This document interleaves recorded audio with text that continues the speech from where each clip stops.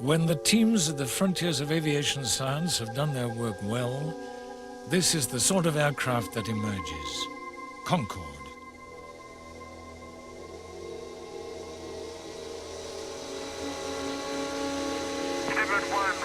Pushback is approved, Victor 1-4. Let's push this on. Ladies and gentlemen, good morning to you and welcome to British Airways to Concorde and our unique supersonic operation.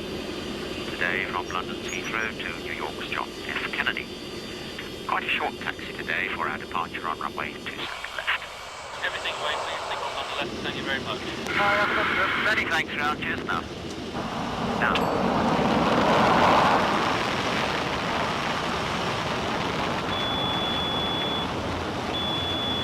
V1.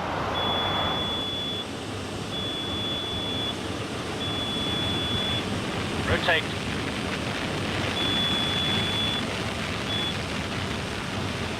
V2.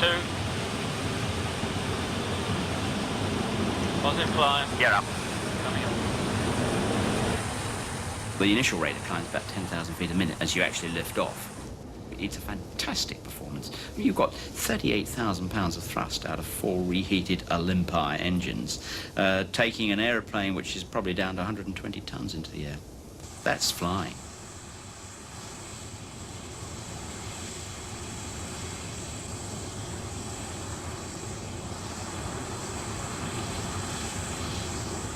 The aeroplane is just like flying a fighter. Very precise, very sensitive to handle.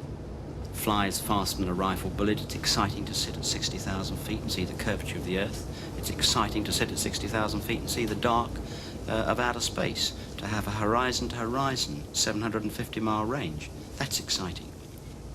When you take off from New York in the dark and see the sun rise in the west, you know you're doing something slightly different. Because you're catching the sun. And what do you reckon the time will be for the decel? Well, we're running 60 west. On the log time, we're about 8 minutes down, so... Right.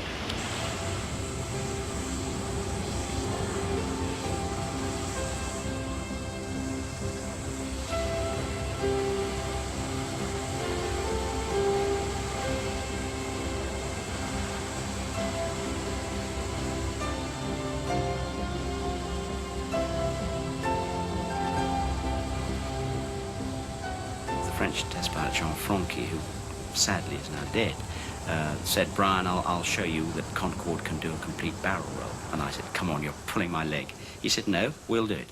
And so he climbed up to 15,000 feet, 350 knots, 10 degrees of pitch angle, and he did a complete barrel roll in it, just keeping positive G on all the way over. He said, "I've been one way, Brian, you better unwind it." So I had to take it back the other way. And that, to me, was one of the most exciting things, because it showed me what Concorde could do. We don't do it with passengers on, of course, but the confidence that it gave me, not that I needed any more in the aeroplane, was enormous. To know this magnificent ship could actually turn upside down and continue perfectly safely. Nothing fell off, no red lights, no instruments toppling, nothing. In the history of aviation, no other single vehicle has remained at the top of the stack for 10 years. Concorde has been there for 10, it will be there for another 10. To me, it is the epitome of excellence in aviation.